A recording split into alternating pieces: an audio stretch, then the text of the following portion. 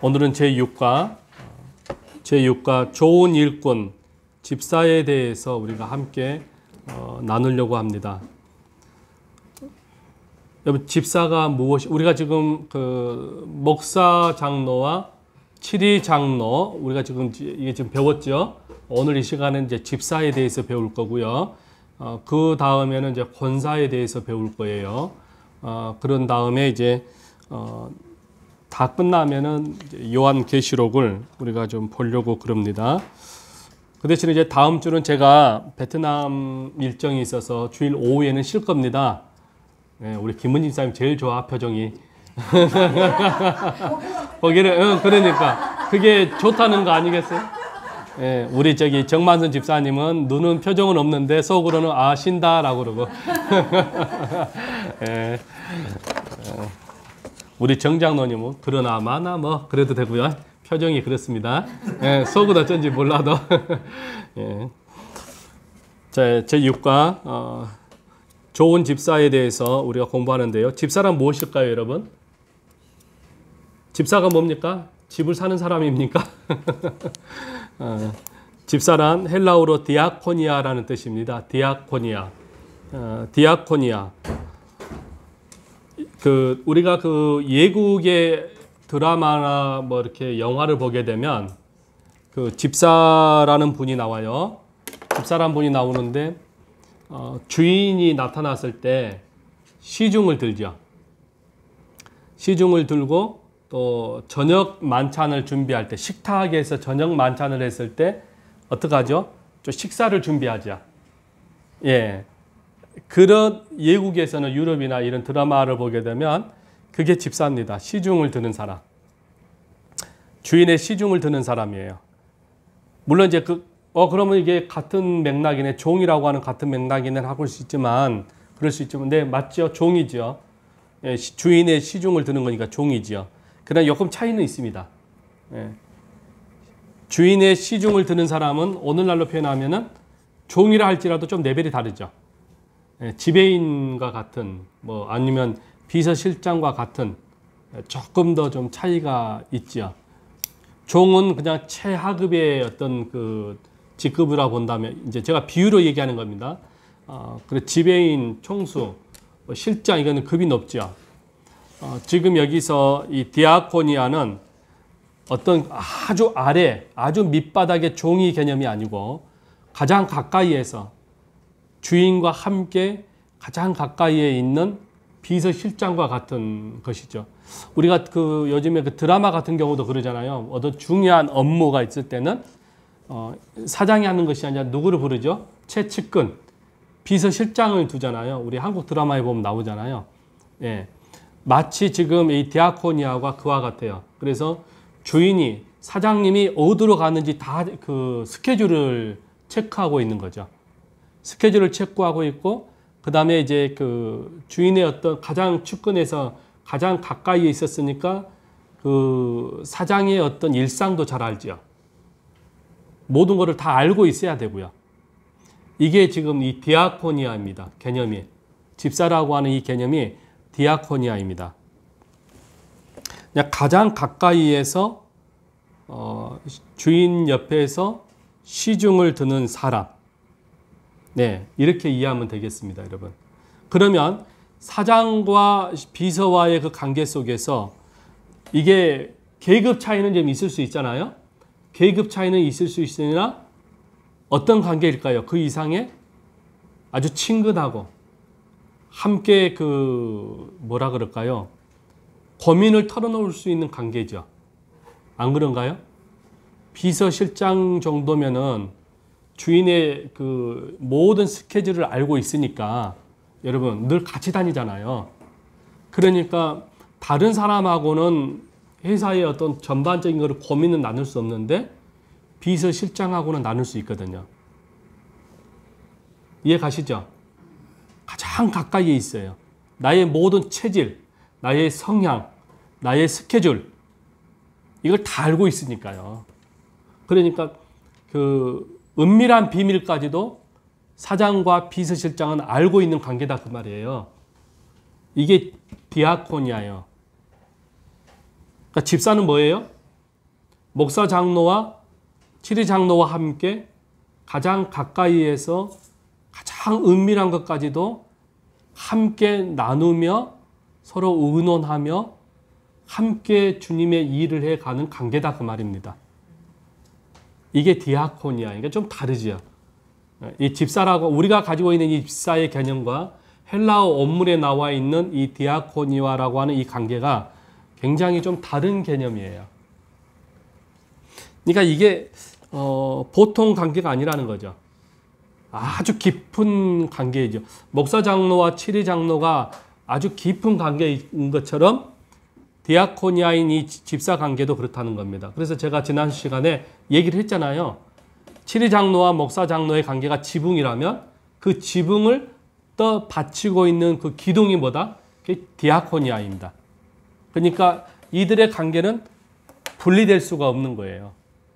하나의 지붕이 끊어지면은 이건 온전한 지붕이 될 수도 없는 것처럼 아무리 지붕이 화려해도 이거를 받쳐줄 수 있는 기둥이 없으면은 아무런 쓸모가 없고, 그래서 이 목사 장로와 치리 장로와 이 디아코니아인 이 집사는 뗄래야 뗄 수 없는 매우 친밀하고 매우 가깝고 매우 은밀한 관계 속에서 이루어지는 아주 깊은 관계다. 이렇게 이해하면 돼요. 그래야만이 여러분 지붕과 기둥이 받쳐짐으로 인해서 하나의 그 집이 만들어지지 않을까요? 그렇죠? 그러잖아요. 하나의 집이 완성되기 위해서는 둘 중에 하나를 버릴 수가 없다니까요. 기둥 셋 중에 하나가 없으면은 어디 불안해 갖고 살겠습니까? 그 집에 못 들어가죠. 이런 관계다 그 말이에요. 그게 디아코니아입니다. 그래서 단순한 종의 어떤 서비스하는 그런 개념이 아니라는 것이죠. 빌립보서 2장 5절에서 8절 우리 김은진 집사님이 좀 좋을 수 있으니까 한번 성경을 읽어주세요. 너희 안에 이 마음을 품어갖고 그리스도 예수의 마음은 근본 하나님을 본체시나 하나님과 공동된 무지한 것으로 여기지 아니하시고 오히려 자기를 비워 종의 형체를 가지사 사람의 일과 같이 하셨고 사람의 모양으로 나타나사 자기를 낮추시고 죽기까지 복종하셨으니 그 십자가에 죽으십니다. 아멘. 이거 여기 제가 이제 강의안이 있긴 하지만 이걸 가만히 묵상해 보세요. 이 말씀을 빌립보서 2장에 지금 읽었던 이 말씀을 보세요.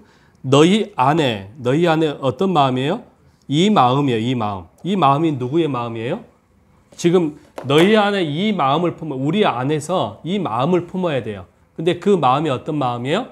예수의 마음을 품으라는 거예요. 우리에게 말씀하시는 거예요. 너희는 예수의 마음을 품으라는 거예요. 그렇다면 그분의 마음이 뭐예요? 우리가 가져야 될 그분의 마음, 예수님의 그 마음은 뭐예요? 자기를 비우는 마음이잖아요. 자기를 비우는 마음. 그러니까 자기를 비우는 예수 그리스도의 그 마음을 우리에게 지금 말씀하는 거예요. 너도 이와 같은 마음을 가지라는 거거든요. 그것이 예수의 마음이래요. 그렇다면 그 예수 그리스도의 그 마음을 비우고 그 다음에 뭐예요? 그 다음에 마음이 뭐예요? 예수의 마음이 뭐예요? 예, 종의 영체. 지금 뭐예요?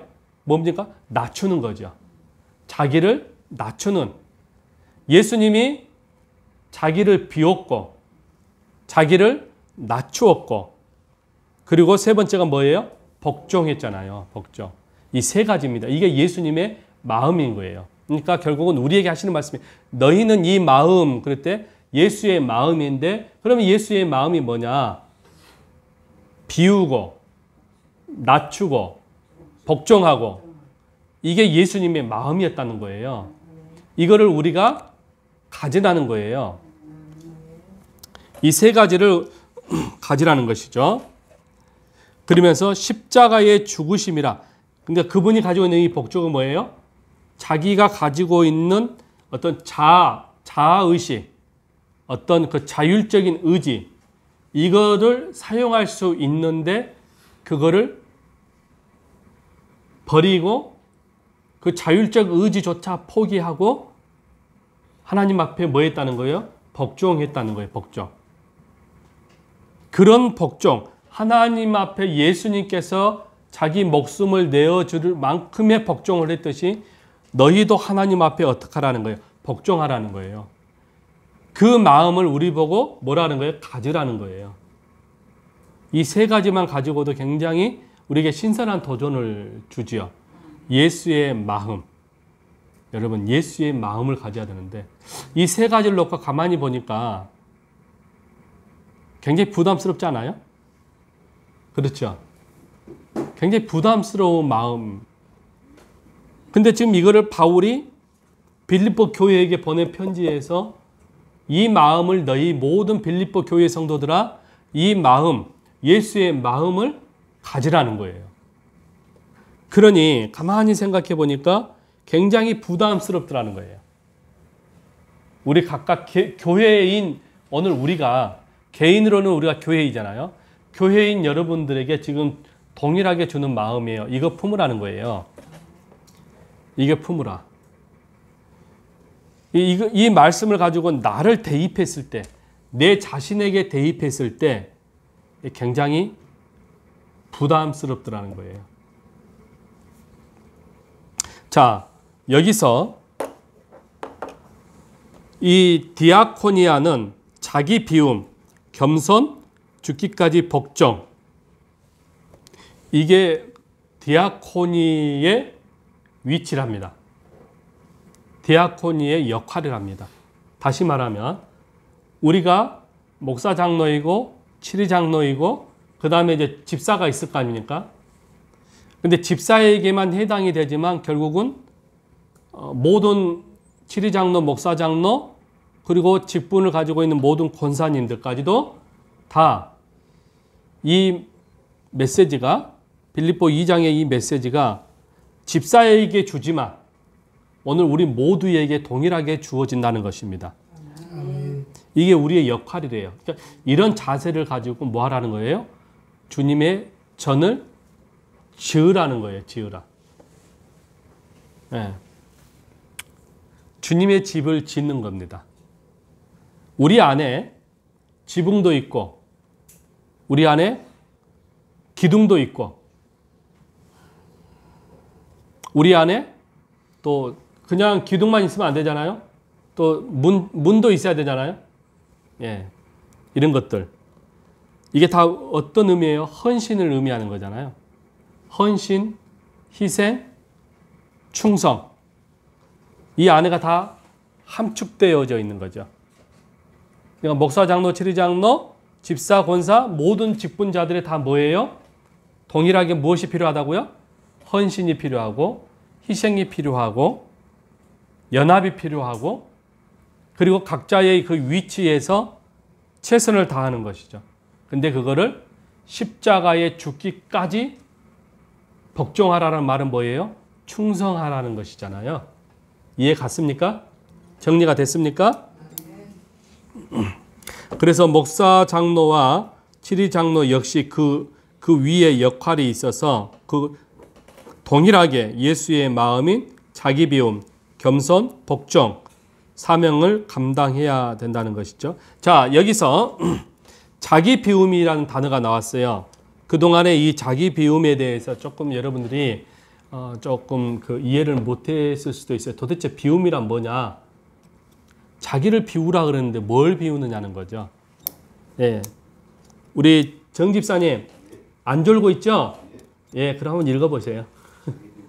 예, 자기 비움. 자기 비움은 헤노시스라고 하는데 예, 안에 있는 어떤 것을 비우다, 버리다, 포기하다, 힘을 박탈하다라는 뜻이다. 예, 여기까지. 그렇죠. 자기 비움이란 이해가 됐죠? 자기 비움이란 헬라어로 케너시스. 뭐 이거는 굳이 뭐 안 외워도 되고요. 이제 우리가 그 의미를 알아야 되니까요. 자기를 비우라고 하는 것이 여러분 이렇게 이해하시는데요. 컵 있죠. 지금 저기 컵 들고 있습니다. 그리고 이게 커피 안에 있습니다. 이거를 비우라는 거예요. 뭔가를 담아야 되는데 종이컵 안에 커피가 있잖아요. 그러면 뭘 담고 싶어도 담을 수가 없죠. 그럼 무언가를 여기다가 담아야 되잖아요. 그럼 뭐죠? 이걸 비우는 거예요. 이게 자기 비움이에요. 그렇다면 지금 제가 위에서 세 가지를 제가 설명했죠. 무엇을 설명했습니까? 예수의 마음을 설명했죠. 예수의 마음 속에 뭘 제가 이 안에다가 설명합니까? 이 안에다가 종의 형체, 낮아짐. 다시 말하면은 여기다가 뭘 담아야 되냐 그러면 겸손. 겸손을 담아야 되잖아요. 그리고 또 뭐가 있을까요? 겸손, 충성. 여기에다 담아야 되지 않을까요?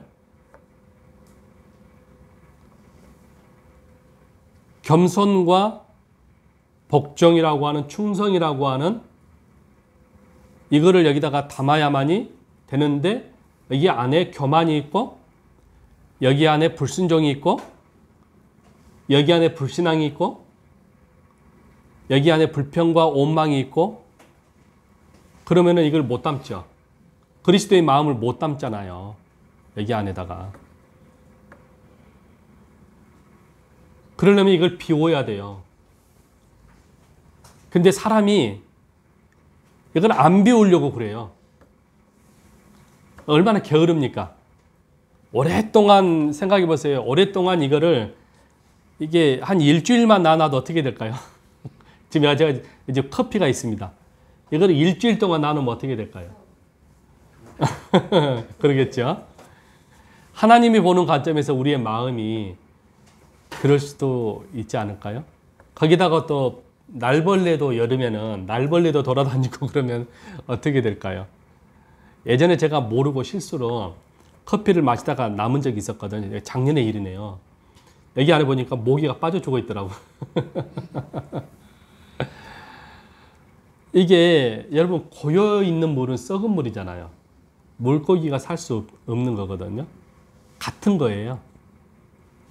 주님은 우리에게 이걸 비우라 그러는데 우리의 고집이 쓸데없는 우리의 어리석은 고집이 있어서 이걸 안 버리는 거예요. 그럼 여기다 새로운 물을 담을 수가 없죠. 마실 수가 없는 거죠, 여러분. 우리의 고집, 우리의 교만, 이런 모든 그 쓸모없는 것들, 우리의 악한 죄들, 이러한 것들을 비워야만이 온유함도, 겸손함도, 충성도, 그리스도의 사랑도, 우리의 믿음도 여기다가 담을 수가 있죠. 우리의 열심도, 우리의 봉사도 이것에다가 담을 수 있죠. 그러면 주인 되신 하나님께서 어떻게 할까요? 사용할 수가 있지 않겠어요? 컵을 비우면은 새로운 물을 담으니까 우리가 물을 먹으면 좋아지잖아요. 우리의 수분이 생겨서 더 젊어지고 이뻐져요. 우리 권사님 아시죠? 좋은 물을 마시세요. 좋은 컵에. 여러분 같은 맥락이에요. 이게 여러분 비움이란 뜻이에요. 헬라어로 카노시스란 뜻입니다, 여러분. 자기의 힘을 박탈하는 것. 자기가 할 수 있는 것도 포기하는 것. 근데 그냥 포기 아니라 스스로예요, 스스로. 스스로 포기하는 거예요. 우리 주님이 그 하나님이시잖아요. 하나님이신데 우리의 스스로 자신의 자리를 어떻게 했어요? 버린 거예요, 버려. 이게 자기 비움입니다. 그래서 그리스도의 마음인데 그리스도 예수의 마음은 원래 그는 근본 하나님이셨어요. 하나님의 본체셨단 말이에요. 그런데 동등함을 취하실 것으로 여기지 아니하시고 오히려 자기를 스스로 종의 형체로 자기를 비워 종의 형체가 되셨다는 것입니다. 스스로 자기를 낮추셨다라는 것입니다. 그리고 스스로 하나님의 본체이신데 스스로 성부 하나님의 그 말씀에 의해서 스스로 그가 뭐 했다는 거예요? 절대적 복종. 그분이 충성했다는 것입니다. 초대교회에 오늘 강의 안에 보니까요. 초대교회 일꾼의 특징이 있습니다. 이 두 가지 공통점이 있죠. 예, 두 가지 공통점이 뭡니까? 여러분, 비움이죠. 비움. 겸손, 복종, 그리고 봉사였죠. 섬기고 희생하는 것. 이게 초대교회의 모습입니다, 여러분. 초대교회가 그냥 나타나는 게 아닙니다. 초대교회가 바로 이런 모습이 있었어요. 네. 우리가 초대교회로 돌아가자 그런 말 들어봤죠? 안 들어봤습니까? 네, 초대교회로 돌아가자, 초대교회로 돌아가자 그러는데 여러분 초대교회로 돌아가면 어떻게 될까요? 한번 물어봅시다. 잠을 깨기 위해서. 초대교회로 돌아가자. 초대교회여야 된다. 자, 두 가지입니다. 초대교회에 대해서 제가 설명했습니다. 비움과 겸손과 복종, 봉사, 섬김이 있었습니다. 그렇다면 초대교회가 이런 문제만 있었을까요? 초대교회로 돌아가면 큰일 나죠. 왜요? 단점도 그 안에 있거든요. 초대교회 안에, 여러분 성경을 보십시오. 초대교회 안에도 엄청난 사건들이 많이 있었어요. 이단들이 있었어요. 이단들이 있었고요. 교회를 이탈하는 경우도 있었고요. 분쟁도 있었고요. 싸움도 있었고요. 초대교회 안에 그게 있었어요. 그래서 우리가 초대교회로 돌아갑시다라고 얘기했을 때에 좋은 점만 생각하게 되면 다행인데 초대교회 안에는 여러 가지 분쟁의 요소들이 굉장히 많이 있었어요. 그래서 우리가 이 언어적인 표현에 있어서 초대교회라는 단어보다는 방금 초대교회를 돌아갑시다 하지 말고 방금 제가 설명했던 있잖아요. 초대교회의 이 봉사와 섬김만을 생각을 해야 돼요. 이거를 부연 설명을 해줘야 돼요. 그래야만이 이게 이해가 됩니다, 여러분.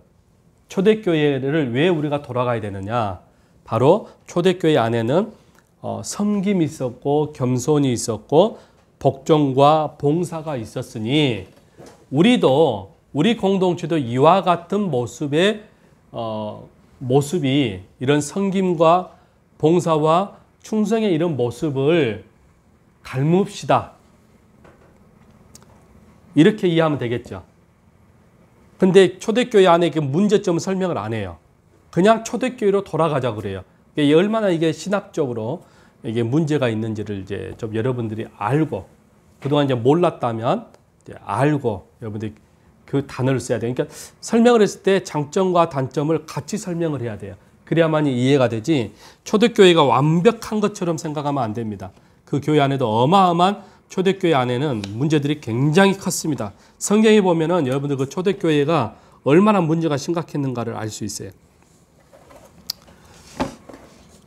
그래서 초대교회가 단점도 있고 문제는 컸지만 그 가운데 여러분 그 가운데 소수의 성도들 가운데서는 여러분 섬김, 봉사, 그리고 충성, 헌신 이러한 것들이 있었습니다. 그러니까 교회 안에는 이러한 것들이 반드시 있어질 때 생명력 있는 교회입니다. 건강한 교회입니다. 근데 교회 안에는 분명히 이런 불평과 원망과 이런 이단의 교회가 쪼개지고 파괴되고 여러분 분명히 사람이 있는 곳이니까 가능하지요, 여러분. 가능한데 그러나 다수의 이런 자기 비움, 겸손, 희생과 헌신 이런 어떤 다수가 많으면 얼마든지 교회는 건강하게 유지해 갈 수 있다는 것을 지금 제가 설명하고자 하는 것입니다.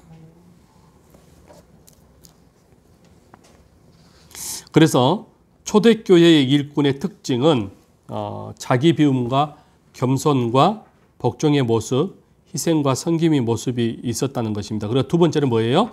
내세에 대한 종말론적인 신앙관을 그들이 가지고 있었다는 것. 물론 다 그런 게 아닙니다.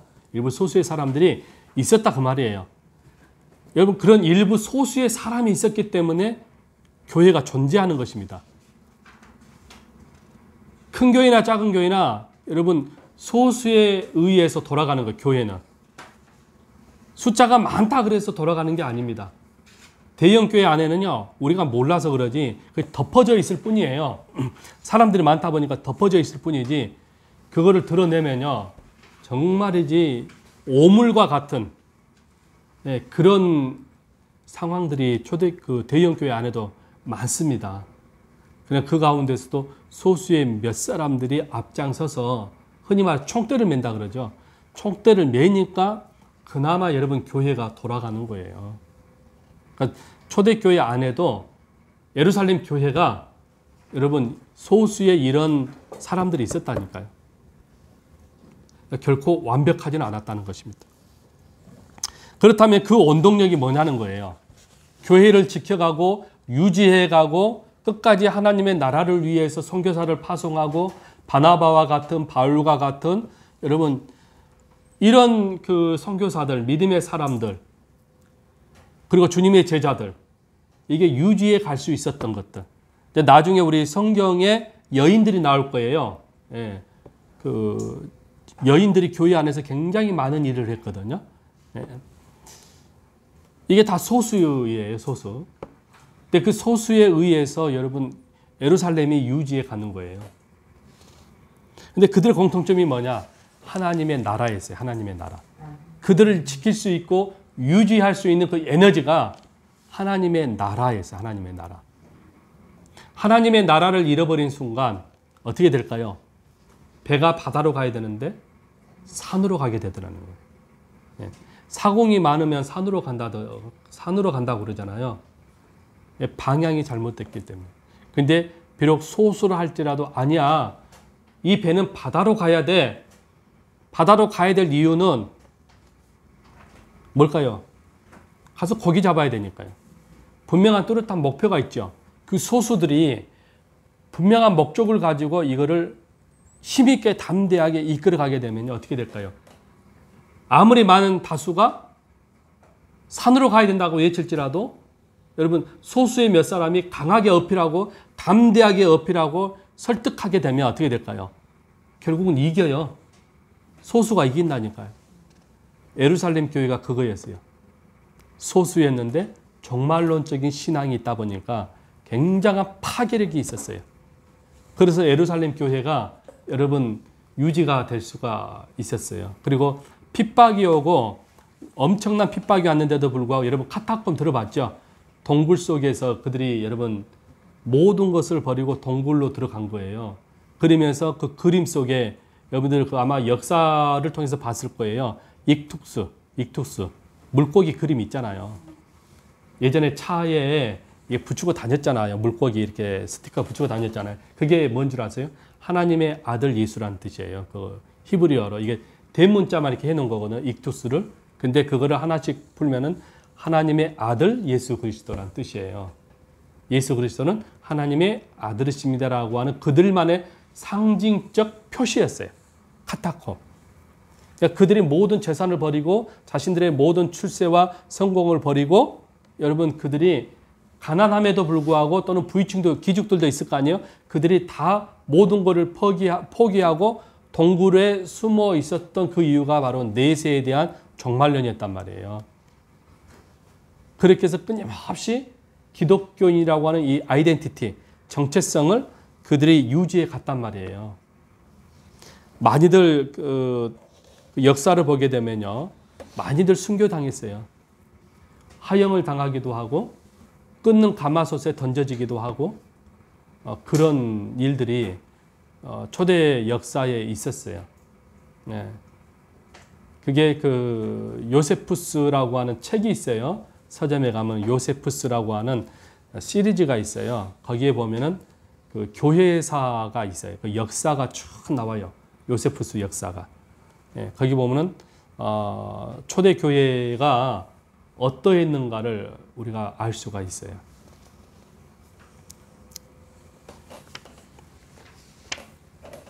초대교회는 자 우리 사도행전 4장 32절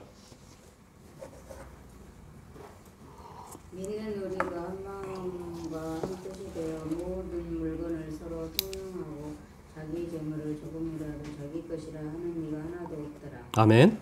그렇죠. 초대교회는 그 자기 비움이에요.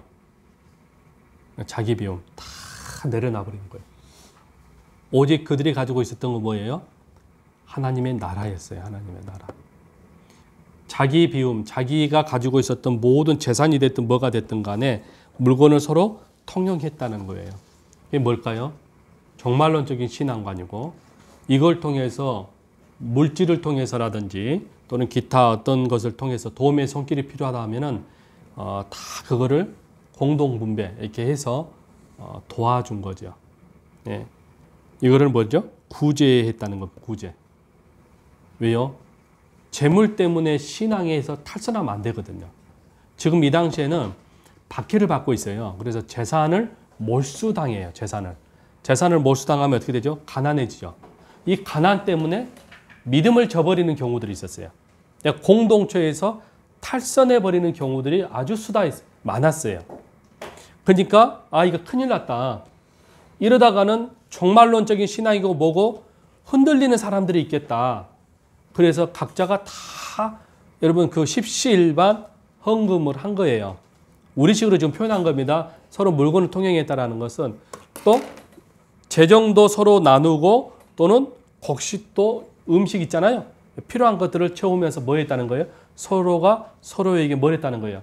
격려하고 위로하면서 우리 조금만 버티자. 신앙을 좀 믿음으로 가지자. 믿음을 좀 가지자. 좀 열심으로 잘 버티자. 인내하자. 주님 곧 오신다. 마라나타. 들어봤죠? 주님 임하시옵소서. 파르시아. 주님의 재림을 사모하는 마음. 이런 것들을 가지고 서로에게 다 뭐 했다는 거예요? 독려하고 위로하고 이랬다는 거예요. 상상이 갑니까, 여러분? 왜요? 예수 믿는 것 때문에 모든 재산을 몰수당했으니까. 얼마나 힘들까요, 여러분? 재산을 빼앗겨버리면 얼마나 힘들어요. 우리식으로 말하면 신앙이나 뭐나 내가 살고 봐야지 뭐 그런 개념 아닐까요? 장로님 그러죠. 지금 내가 배고파 죽겠는데 신앙이 뭐냐. 내가 지금 죽겠는데 기도만 하고 있으면 뭐하냐. 뭐 이런 식이죠. 표현상 얘기하면은. 그잖아요? 내가 지금 부도 났는데 교회 와서 기도하면 뭐하냐. 그 얘기예요 지금. 그런 생각을 가지고 있는 사람들이 있었다는 거예요 지금. 왜요? 현실이니까. 가난하고 배고픈데 여러분 매일 교회 와갖고 엎드려서 눈물 짜고 있으면 돼요 안 돼요? 안 생각해 보세요. 지금 우리가 현실적으로 돼요 안 돼요? 우리 이제 우리 주부들은 냅두더라도 우리 두 분 남자 집사님은 어떨까요? 한 가정의 가장으로서 현실적으로 한번 생각해 봅시다. 돼요 안 돼요? 말하기가 참 곤란하신가 보네요. 일반적인 보통 사람이라면 안 되죠. 지금 기도가 문제가 아니에요. 빨리 나가서 뭘 해야 돼요? 돈 벌어야죠. 그렇지 않습니까? 이게 초대교회 당시에 이런 생각을 가지고 있었다니까요. 이게 현실 문제였기 때문에 그래요. 그러니까 이거 큰일 났다는 거예요. 왜요? 이건 신앙하고는 관계없는 일이거든요. 어떤 분은 그럴 거예요. 그러다가 순교하고 말지. 이렇게도 얘기할 수도 있겠습니다. 그죠? 이게 자기 해석하기 나름이거든요. 이거를 이제 자기 해석을 알레고리칼이라고 그래요. 예, 알레고리칼이라 그러는데 뭐라 그럴까요? 자기 중심적 해석이라고 그러거든요. 예, 알레고리칼 그러는데 여러분 가정이 지금 배고프고 지금 굶어가고 있고 부도가 나서 지금 예를 들어서 지금 이게 법원에서 지금 뭐라 그럽니까? 이게 빨간 닭이 날아오고 지금 그러고 있는데 교회 와서 눈물 흘리고 기도하라고 그래요. 맞아요? 틀려요?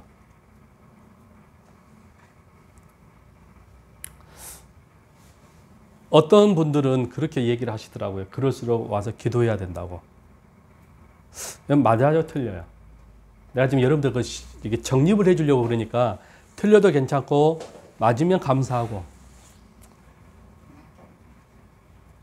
네, 우리 목사님은 기도하는 것이 맞다. 또 아니다 장로님은 제가 어떤 답을 드리기를 원할까요? 둘 다 맞죠. 네, 둘 다가 맞는 거예요. 다시 말하면 기도하면서 뭘 해야 될까요? 빨리 찾아야죠. 둘 다가 맞는 거예요. 그러니까 버릴 수가 없는 겁니다. 근데 무조건 기도하라 그러면 되겠습니까, 여러분? 그건 안 되는 거예요. 그건 하나님의 방법이 아닙니다. 둘 다가 중요합니다. 기도하면서 그 방법을 찾는 겁니다. 근데 맨날 기도만 하라 그러면 그건 안 되는 거죠. 큰일 납니다, 여러분. 그 하나님의 영광을 가리우는 겁니다. 근데 간혹 어떤 분들은 그렇게 하고 있어요. 기도만 해요. 그거는 굉장히 위험한 것입니다. 그건 하나님의 뜻이 아닙니다. 그래서 초대교회가 이 문제가 심각해지는 거예요. 재산 몰수 당하죠. 가난하죠. 배고프죠. 그러니까 현실 문제다 보니까 교회 안에서 헌금을 다 모으는 거예요. 헌금을 모아서 뭐 하는 거예요? 분배를 하는 거예요. 이게 공산입니다. 공산. 공산주의가 아니고 여러분 공산. 공산주의가 되면 큰일 납니다. 공산당이 되어서도 안 되고 이 공산이라는 단어가 원래 이게 이 사도행전에서 나온 거거든요. 근데 이게 김일성이가 왜 이상하게 이게 공산으로 이게 잘못 오해를 했는데 여러분 공산이 나쁜 것이 아니에요. 근데 공산주의가 되면 이제 큰일 나는 거죠, 여러분. 예. 사회주의 참 좋은 단어죠. 그런데 여러분 사회주의가 이 땅에서 이루어집니까? 안 이루어집니다. 지금 북한이 그래서 가난한 거예요. 예. 공산은 참 좋았어요. 사회는 좋았어요. 사회. 왜냐하면 서로 너도 나도 잘 먹고 좋은 거죠. 그런데 안 되잖아요. 현실 속에서. 사람이 이걸 더 가지고 싶으면은 이걸 나눠주고 싶지가 않아요. 이게 본질이 그래요. 이거 왜 니들 나눠주냐? 내가 더 좋은데. 안 되는 거예요. 그래서 자유민주주의가 좋은 거예요. 노력하는 만큼 걷어가. 이거 성경적이에요.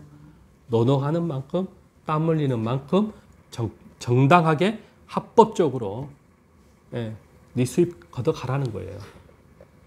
공산이 좋긴 한데 인간의 타락한 이후에 인간의 본성이 악하거든요.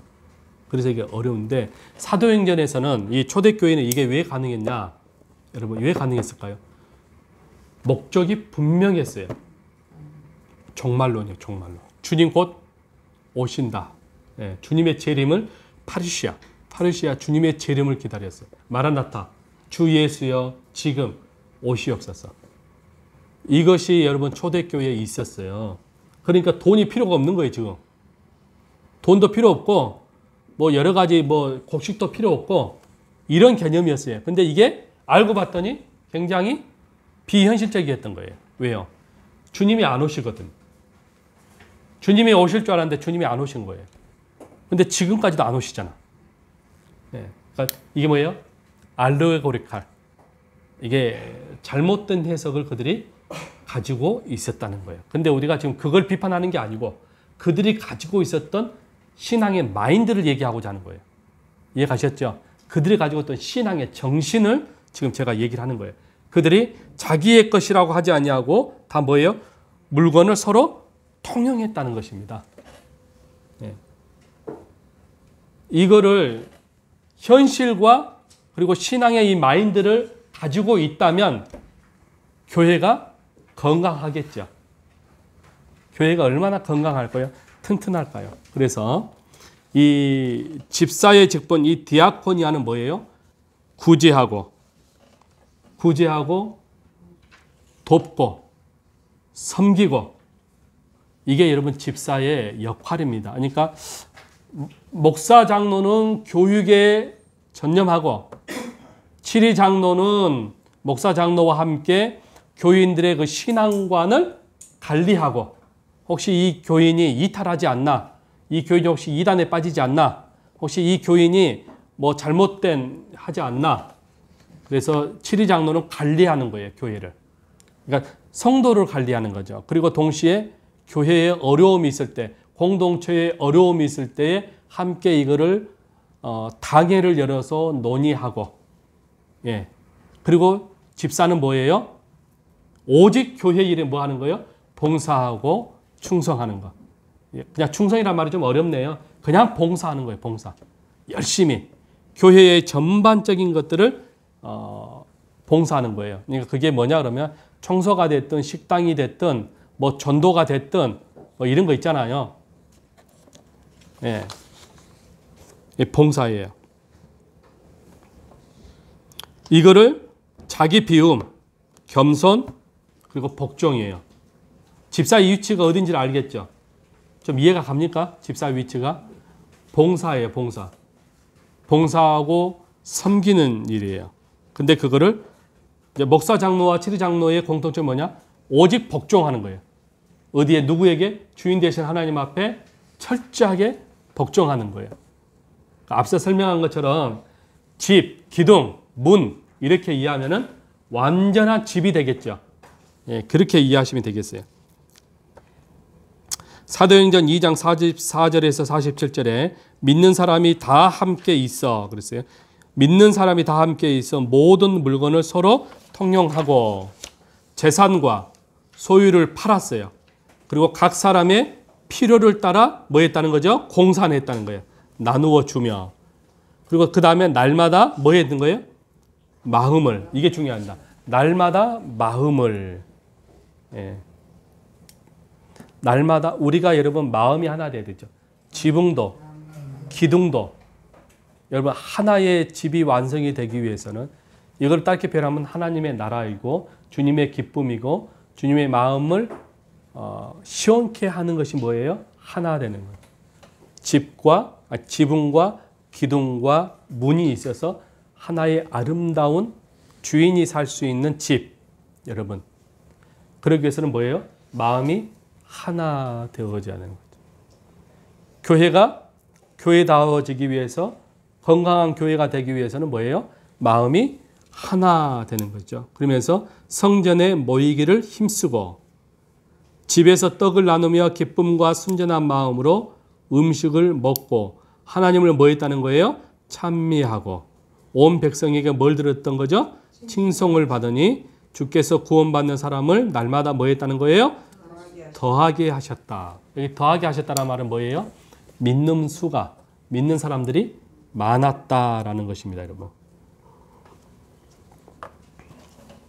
오늘 일꾼된 집사 이 디아코니아 자기를 비우고 겸손하며 복종하는 마음과 희생과 헌신과 종말론적인 신앙으로 견디며 인내하며 목사 장로와 또 치리 장로와 함께 교회를 섬기는 일꾼이라는 것입니다. 이게 집사예요, 여러분. 예. 직급이 아닙니다.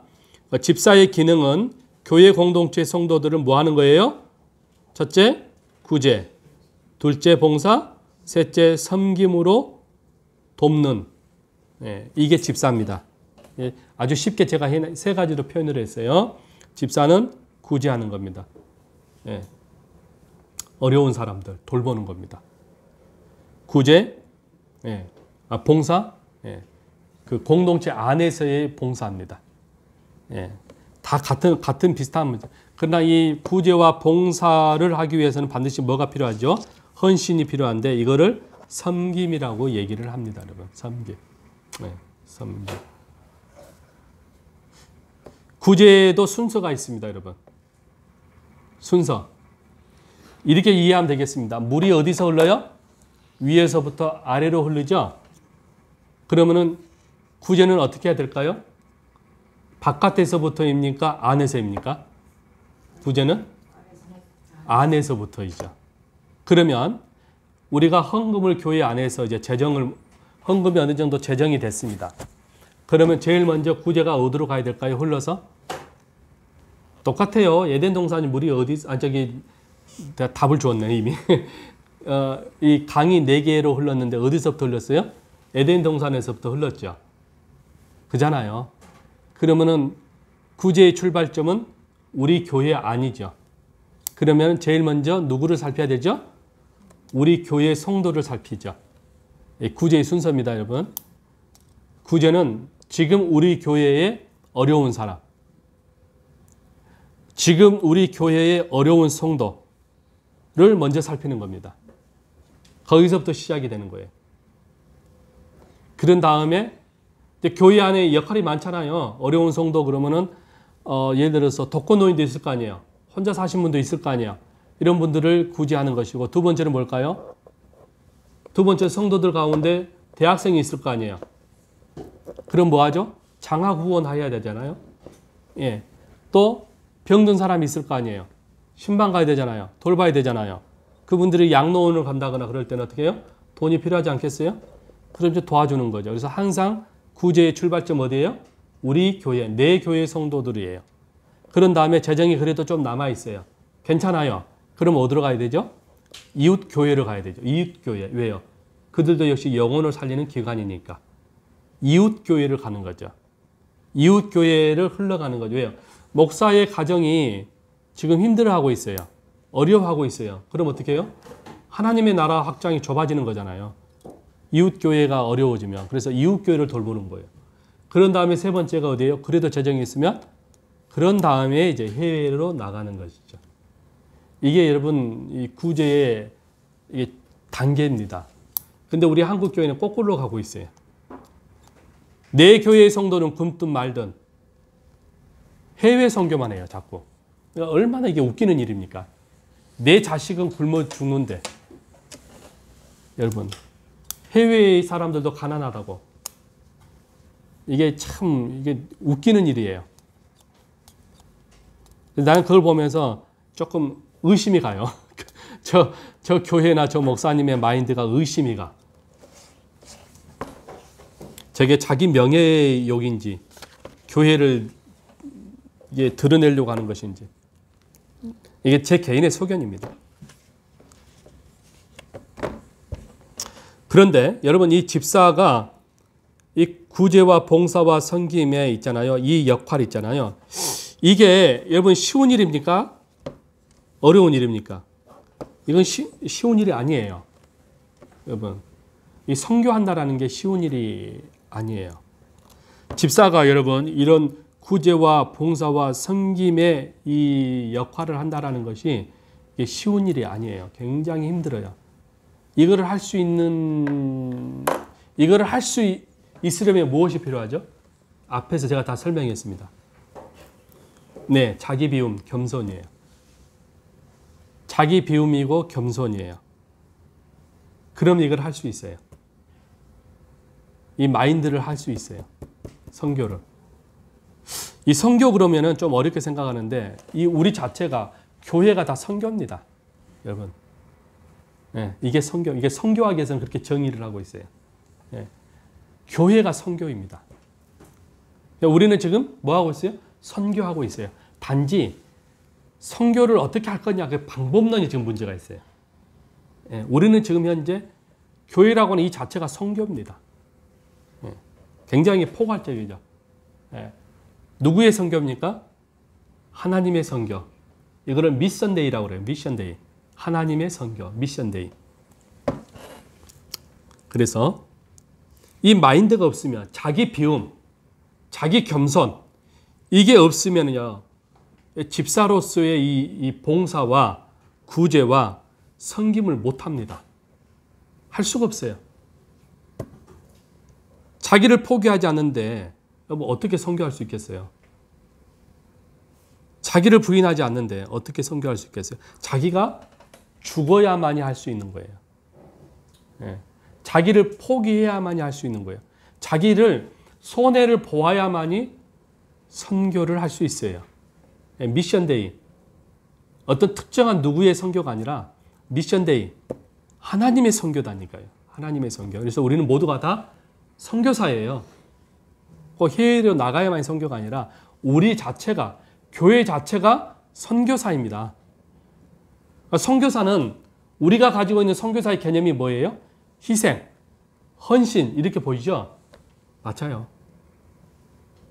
우리가 희생하거나 헌신하지 아니하면은 갈 수 없는 것이 바로 이 선교입니다.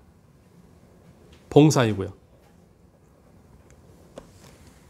그런데 베드로전서 1장 11절에서 12절 말씀해 보면요. 우리의 직분과 구제와 봉사와 섬김을 보고 누가 흠모한다고요? 천사가 흠모한대요. 여러분 그 들어봤죠? 천사가 흠모한다는 말 많이 들어봤을 거예요. 예, 그 설교 시간에 또는 부흥 강사 목사님을 부르실 때 여러분들이 가지고 있는 직분은 천사가 흠모할 만한 직분입니다라고 얘기를 했을 거예요. 예, 들어봤을 거예요. 근데 이렇게만 하면은 조금 어려워요. 더 깊이 알고 싶어 하는데. 예, 제가 이제 혹시 말로 하기가 좀 그래서 제가 강의 안에 넣어놨어요. 도대체 뭐냐는 거예요. 천사가 뭐를 흠모하냐. 그 내용을 제가 지금 넣어놨죠? 여러분 뭡니까? 읽어보실래요? 누가? 왜 천사가 우리의 직분을 흠모하는가?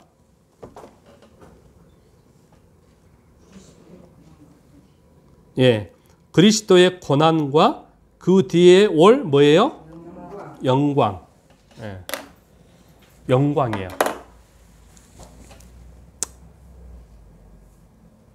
칼빈이 그 5대 교리 중에 오직 하나님께 영광 그러거든. 오직 솔리데오 글로리아. 아, 헷갈리네. 솔리데오 글로리아. 오직 하나님께 영광. 예, 솔리데오 글로리아. 예. 여러분, 칼빈이 5대 교리 중에 이 5가지를 보게 되면 그 영어 스페링이 대문자가 있어요. 그것만 따서 툴립이라고 그래요. 툴립 교리라고 그럽니다. 예. 솔리데오 글로리아. 오직 하나님께 영광 그랬는데요. 여러분, 천사가 흠모할 만한 이 직분은 뭐냐 그러면 자신들은 천사는 몸이 있어요, 없어요? 몸이 없어요. 천사는 영이에요, 영. 근데 우리는 뭐가 있어요? 몸이 있어요, 몸이. 육체가 있어요. 예수님께서도 고난을 받으셨는데 영적인 몸으로 고난을 받는 게 아니라 뭘 입었습니까? 육체를 입었잖아요. 육체를 입고 우리 주님이 뭘 받았어요? 고난을 받으셨어요. 육체를 입고 고난을 받았어요. 자, 그렇다면 지금 우리도 똑같이 우리도 뭐가 있어요? 육체가 있어요. 육체를 가지고 지금 우리가 뭘 하고 있습니까? 무엇을 겪고 있습니까? 지금? 고난을 겪고 있잖아요. 어떤 고난입니까? 어떤 고난입니까? 우리가 지금 겪고 있는 고난은 어떤 고난입니까? 내 육체와의 싸움이잖아요. 내 육체의 소욕과의 싸움이잖아요. 내 육체의 소욕은 하나님을 위해서 일하는 것을 싫어해요. 좀 편해지고 싶어요. 그냥 내 마음대로 살고 싶어요. 나도 욕심이 있고 나도 내가 원하는 삶을 살고 싶어요.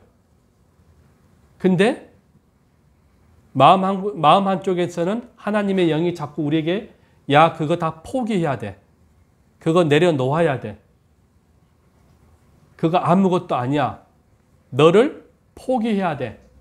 자꾸 얘기를 합니다. 그랬더니 이 육체의 소욕과 함께 이거를 밀어내려고 하고 있어요. 하나님의 법을 따라가려고 그래요. 내 육체의 소욕은 내가 원하는 육체의 삶을 따라가고 싶은데 내 안에 육체에 또 다른 것이 의지가 있어서 자꾸 이거를 밀어내고 있어요. 그러니 말 그대로 억지로 십자가를 지고 가는 모양새입니다. 이해 가셨죠? 우리가 억지로 지금 십자가를 지고 가는 모양새다니까요. 모양새. 즐거운 마음으로 십자가를 지고 가자 찬송가이처럼 그런 즐거운 마음으로 십자가를 져야 되는데 즐거운 마음이 아니라 억지로 십자가를 지고 가는 모양새다고요. 우리 그러잖아요. 예. 억지로라도 십자가를 지고 가는 이 모양새. 그런데 힘들지만 이 억지로 지고 가는 이 십자가를 지고 즐거운 마음으로 가면 좋겠으나 그래도 안 되니까 억지로 지고 지금 어디까지 올라가고 있어요? 정상까지 올라가고 있어요. 죽도봉 가보셨죠? 죽도봉에 걸어가도 헉거립니다. 네, 그 무거운 십자가를 지고 지금 죽도봉으로 올라가고 있습니다. 죽도봉 아시죠? 우리 정집사님이랑 우리 최아라 목사님 알죠? 죽도봉 우리 맨손으로 올라가도 힘들어요. 근데 무거운 십자가를 지고 죽도봉에 지금 올라가고 있는 중입니다. 십자가를 다 지고 죽도봉 정상에 올라갔더니 그리고 그 십자가를 내려놓았더니 지금까지 경험해 보지 못했던 내 몸이 이렇게 가벼웠나 할 정도로 시원하고 상쾌하고 무거운 어깨는 그냥 2배, 3배 가벼워서 하늘을 날아갈 것 같은 그 가벼움 느낌. 그리고 해냈다라고 하는 성취감. 이해 가시죠? 그 기분. 그런 겁니다. 그런 기분. 천사가 지금 그걸 얘기하고 있습니다. 하나님께서 내게 주어질 그 영광, 그 영광을 생각하니까 지금 하나님이 우리에게 주신 그 무거운 십자가의 그 무게를 하나님 앞에서 그것을 영광과 상급으로 주어질 것이라고 하는 그것을 천사가 그 과정을 보고는 와, 아름답다, 귀하다, 정말 부럽다. 이것을 지금 표현하고 있는 겁니다. 천사가 흠모할 만한 직분이라는 거예요. 그런 의미에서 이 단어를 쓰는 거예요. 근데 이런 과정을 설명하지 않고 천사가 흠모할 만한 직분입니다. 그러면 거의 마음에 와닿습니까? 마음에 와닿지가 않지요. 나도 마음에 와닿지 않는데. 솔직히 나도 마음에 와닿지 않는데.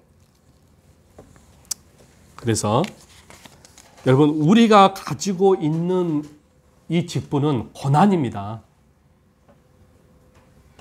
십자가입니다. 십자가. 봉사, 구제, 희생, 헌신, 섬김. 이게 십자가예요. 여러분 교회를 위해서 섬기고 봉사하고 희생하는 거 이거 다 십자가예요. 나는 십자가인데 천사는 흠모할 만하는 거예요. 정말 나도 갖고 싶다. 나도 저런 고난에 육체를 입고 그 고난에 동참하고 싶다. 이런 의미예요. 흠모한다는 말이. 우리는 이거를 벗어버리고 싶은데.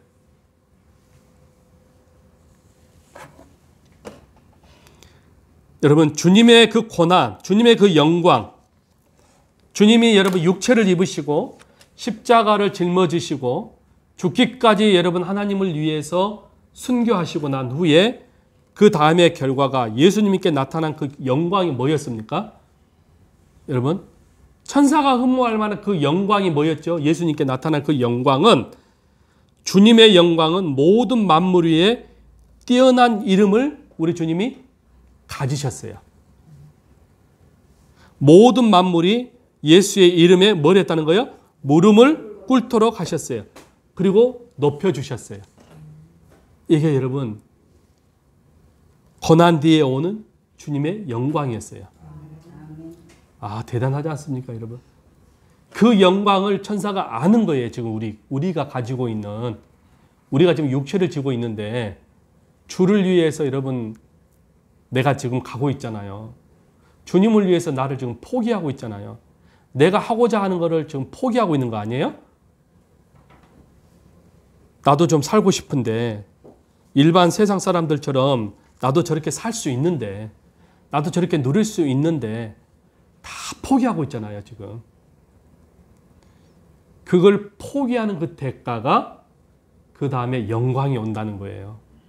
그거를 천사가 알고는 우리의 육체를 짓고 있는 지금의 이 고난을 천사는 뭐예요? 몹시 우리를 향해서 부러워하고 있다. 여러분 믿으시기를 바라요. 예. 천사가 지금 얼마나 우리를 부러워하는지 몰라요. 나도 저거를 가졌으면 좋겠는데 나도 저렇게 육체를 지고 고난에 동참했으면 나도 저 영광을 받을 텐데 라고 하는 그런 천사가 흠모할. 그래서 오늘 우리가 가질 영광도 이와 같아서 우리의 육체로 주를 위해 섬김과 봉사와 헌신의 고난 뒤에는 우리에게도 반드시 이 영광이 있을 것임을 우리가 기억하고 여러분 최선을 다해야 돼요. 물론 넘어질 수 있어요. 우리 주님도 십자가를 지고 가다가 넘어졌잖아요. 넘어질 수 있어요. 그리고 우리 주님도 피투성이가 됐잖아요. 우리도 마음에 또는 정신적으로 피투성이가 될 수 있어요. 그러나 다시 그 십자가를 포기하지 않고 주님이 일어서잖아요. 우리에게 장차 나타날 그 영광이 무엇인지 몸을 가지고 있지 못한 천사, 우리가 가진 직분에 있어서 흠모할 만한 직분이라고 그들이 스스로 증거하고 있는 거죠. 그래서 우리가 가진 이 직분 대해서 우리가 소홀히 하지 말고 자랑스럽게 귀하고 소중하게 무엇보다도 여러분 주님이 우리에게 주신 이 직분에 대해서 우리가 여러분 감사해야 되는 것이죠. 여러분. 예, 감사해야 되죠. 겸손함으로 우리가 충성해야 되는 거죠. 이것이 집사의 정의이고 또 모든 직분자들이 가지고 있어야 될 여러분 태도입니다. 우리의 마음의 태도. 예. 그래서 우리가 장차 우리에게 나타날 그 영광을 위해서 우리가 주를 위해서 맡은 바 직분에 맡아서 우리가 미랄이 되어지기를 원합니다. 여러분 미랄이 되어져야 돼요. 예. 두 번째 집사의 기원입니다. 집사의 기원은 사도행전 6장 3절에서 시작이 됩니다. 여기서 우리가 이 기원을 찾을 수 있어요. 한번 누가 읽어보세요. 형제들아 너희 가운데서 성령과 지혜가 충만하여 칭찬받는 사람이 있으리라. 우리가 이를 듣고 우리는 오직 그러니까 말씀 자에게 힘쓰리라. 아멘. 자, 우리가 참 여기 이 말씀이 지금 중요한데요. 집사는 뭐냐고 제가 다 설명했잖아요. 집사는 봉사하고 구제하고 섬기는 사람이에요. 그렇죠?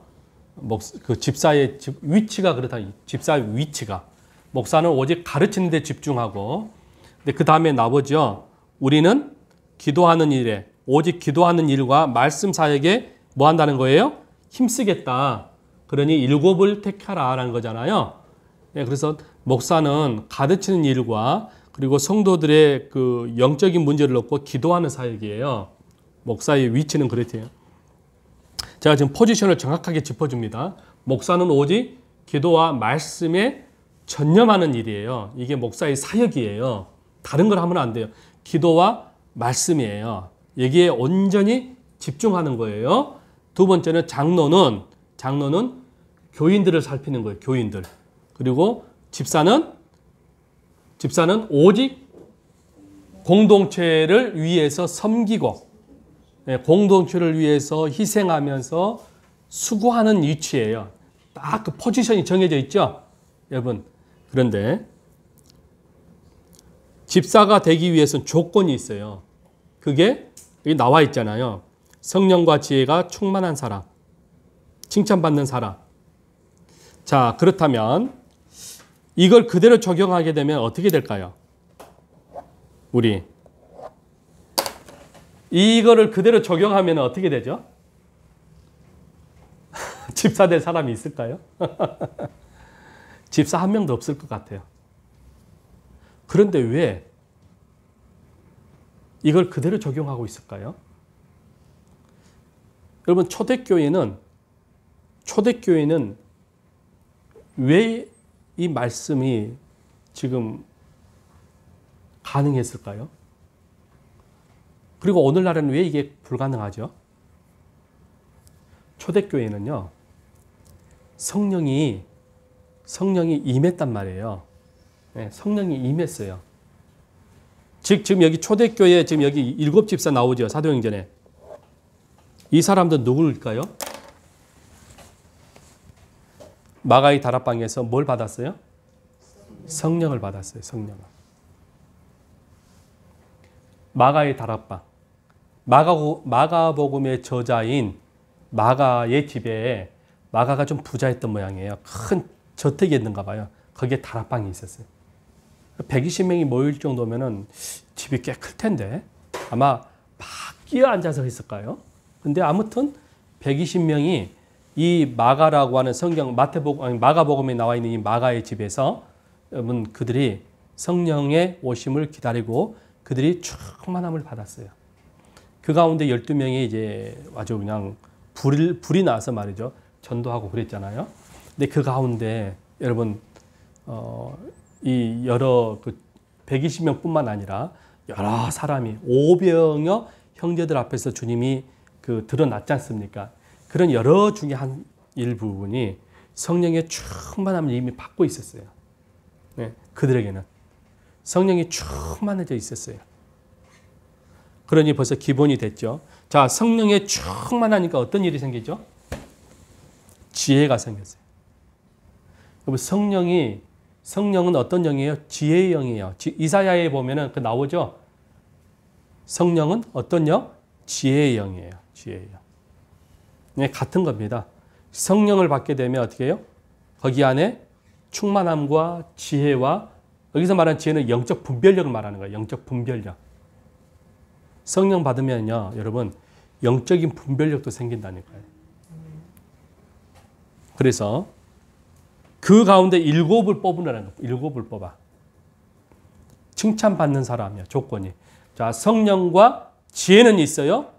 근데 사람들로부터 인정을 받지 못하면 안 되잖아요. 우리 교회에서도 그 안수집사 투표를 하잖아요. 장로 투표도 하죠.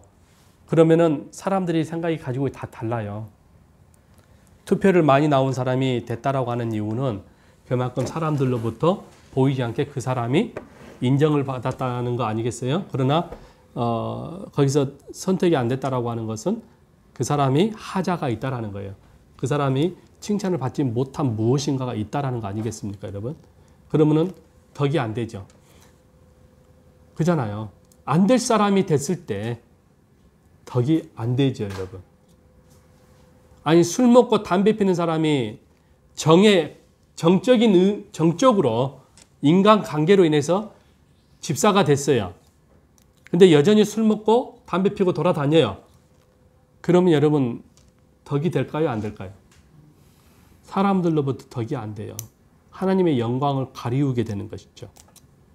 그러니 여기서는 조건이 뭐예요? 칭찬을 받는 사람이라는 거예요. 칭찬을 받는 사람. 이거는 뭐 집사만 그런 게 아니라 목사, 장로, 치리장로도 마찬가지 아닐까요? 당연한 것들이죠. 그런데 이제 여기는 집사의 조건을 얘기를 하고 있는 거예요. 칭찬받는 사람 7을 택하라는 거예요. 7이라고 하는 거는 완전수예요. 완전수.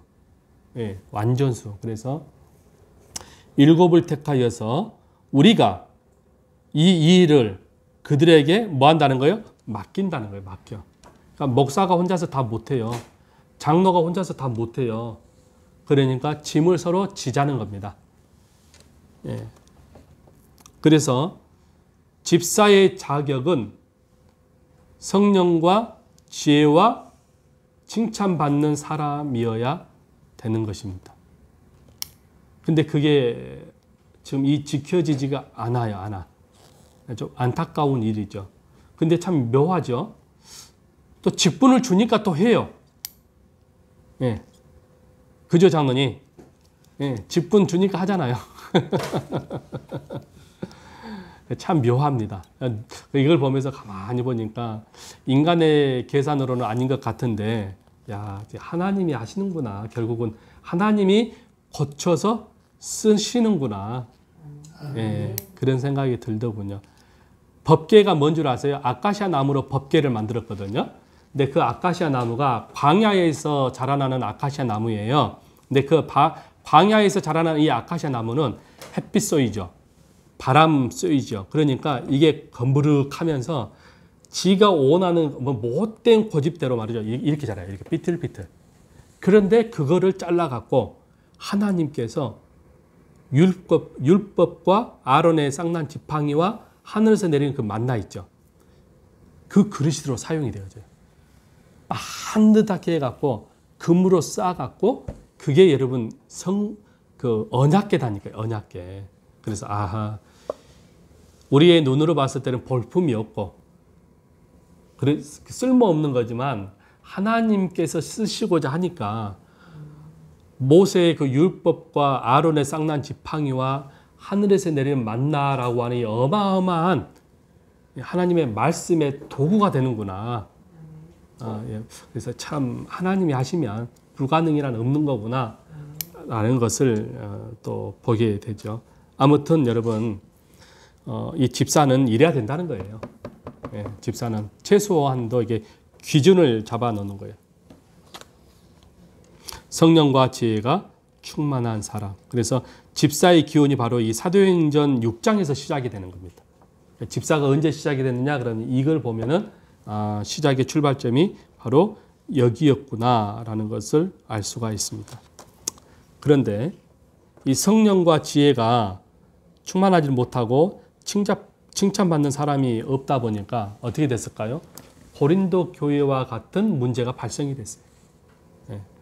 고린도 교회와 같은 문제. 우리 고린도 교회 알죠? 문제가 심각했다는 거. 그래서 이런 문제가 터지지 않도록 하기 위해서 우리가 그 직분을 잘 세워야 한다는 이유가 바로 그겁니다. 예, 이런 교회가 되지 않기 위해서. 아무튼 오늘은 여기까지 집사의 기원까지 이제 좀 분량이 많고 제가 설명을 좀 많이 해서 집사의 기원까지 제가 했는데요. 다음 시간에 이어서 집사의 그 자격에 대해서 잠깐 우리가 나누고 난 후에 이제 그 7과에서는 좀 더 이제 권사에 대해서 설명하고요. 또 여인들의 사역자들, 성경에 보면 여인들이 많이 사역을 했거든요. 근데 여인들이 어떤 사역을 했는가도 좀 설명하고 그렇게 하려고 합니다. 근데 이제 다음 주는 제가 베트남 갔다 오고 나면 좀 여러 가지로 제가 좀 시간이 쪽박할 것 같아서 다음 주일은 좀 쉬도록 하겠습니다. 예, 다음 주일 아시겠죠? 예. 궁금한 사항 있으시면 얘기해 주세요. 제가 설명을 잘했군요. 대답이 없는 거 보니까. 기도하겠습니다. 하나님.